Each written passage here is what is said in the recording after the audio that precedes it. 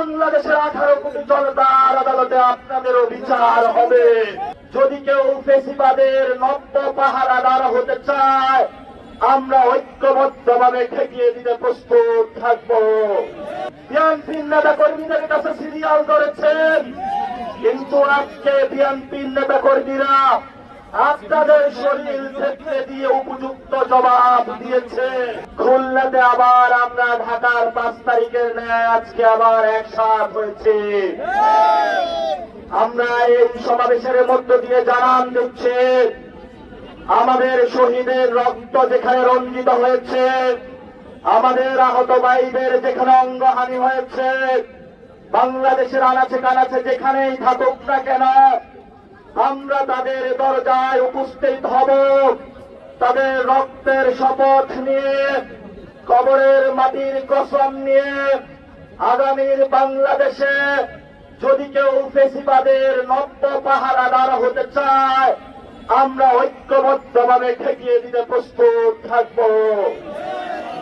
আপনারা জানেন, খুবই ভারাক্রান্ত মন নিয়ে বলছি, আজকে ঢাকাতে একজন ব্যবসায়ীকে পাথরের গোলা দিয়ে দিন দুপুরে বৃষ্টির মধ্যে উলঙ্গ করে রাস্তার মধ্যে যুবদলের সন্ত্রাসীরা থেতলিয়ে দিয়ে তাকে হত্যা করেছে।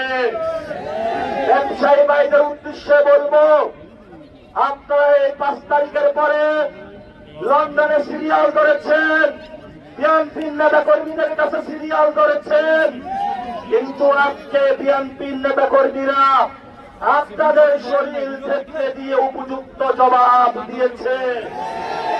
আপনারা আগে সিরিয়াল ধরেছিলেন শেখ হাসিনার কাছে, আর এখন যারা নব্য স্বৈরাচারের পাহারাদার, আপনারা তাদের কাছে সিরিয়াল ধরেছেন।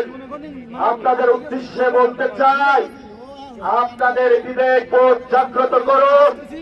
বাংলাদেশের 18 কোটি মানুষের আপনাদের প্রোডাক্ট গ্রহণ করে এই ফ্যাক্টরিগুলো বাংলাদেশের মানুষ শ্রম দিয়ে কাজ করে, কিন্তু বাংলাদেশের মানুষের পকেটের টাকা নিয়ে আপনারা যদি কোন স্বৈরাচারকে সুযোগ করে দেন বাংলাদেশে, এই ব্যবসায়ী ভাইদেরকে বলবো, বাংলাদেশের 18 কোটি জনতার আদালতে আপনাদেরও বিচার হবে।